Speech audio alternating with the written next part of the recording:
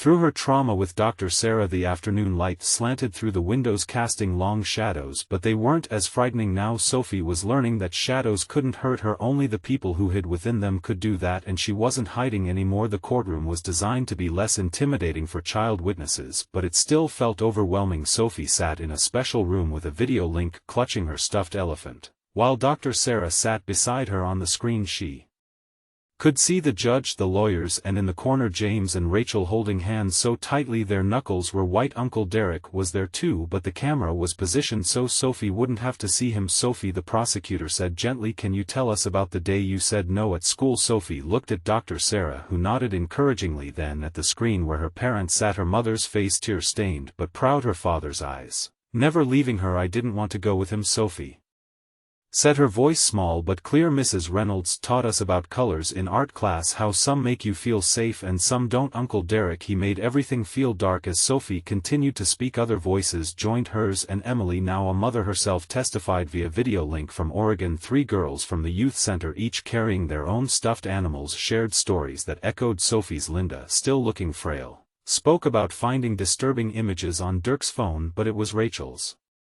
testimony that shifted something in the courtroom's atmosphere. We protected the wrong person, she said, looking directly at her brother. For the first time since his arrest, we chose silence over safety, denial over truth. I watched my daughter draw her fear in black and gray, and still I tried to convince myself everything was fine. But Sophie, Rachel's voice broke then strengthened. Sophie showed more courage than all of us. She drew a line, she said no, and in doing so she saved not just herself but others who might have been next. The trial lasted 4 days. Derek's lawyer tried to paint the incidents as misunderstandings, the families as overreacting, but there were too many voices now, too many stories that could no longer be buried under family secrets and forced smiles. When the verdict came, guilty on all counts, Sophie was in her art therapy session, painting with bright yellows and blues. What are you drawing, Dr. Sarah asked the son. Sophie said, adding orange streaks. Mom says Emily is coming to visit next month. She has a daughter my age. Can I show her my art room? That evening they had a different kind of family dinner. Emily and her family had sent a video message, and Linda joined them, slowly learning to build a life without the man she thought she knew. Rachel's parents had sent a letter, but it remained unopened on the mantel. Healing would come in its own time, if at all. I have something for you, James said to Sophie after dinner, pulling out a new set of professional colored pencils. Mrs.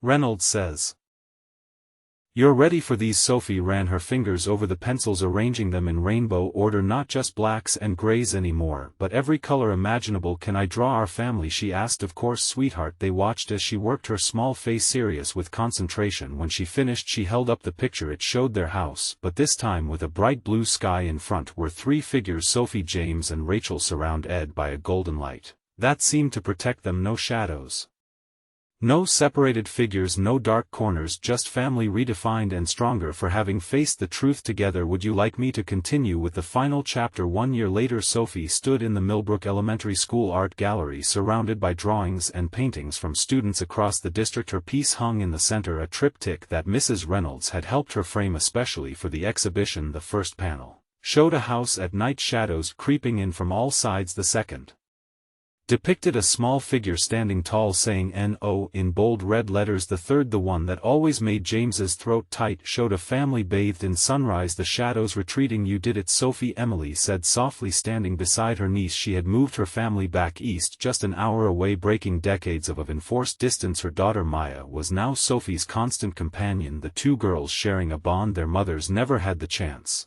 to forge. Linda stood on Sophie's other side, her hand resting gently on the girl's shoulder. The past year had been hard for her, but she'd found strength in supporting the victims' families, in turning her pain into purpose. Mrs. Reynolds says my art is helping other kids, Sophie said, watching a group of students gather around her display. She uses it in her safety classes now. Rachel, who had been speaking with Detective Martinez nearby, joined them. The 2 women had formed an unexpected alliance, working together to create new child safety programs in schools across the state. Rachel's testimony at Derek's trial had inspired other families to break their own cycles of silence. The superintendent wants to display your work at other schools, Rachel told Sophie. Would that be okay? Sophie considered this, twirling one of her colored pencils. She always kept at least one in her pocket, but now they were bright colors, not just the dark ones. Will it help other kids be brave? She asked. I think it already has, James said, joining his family. He nodded toward a small group of children and parents talking with Dr. Sarah near the refreshment table. They were from the youth center families who had come forward after Sophie's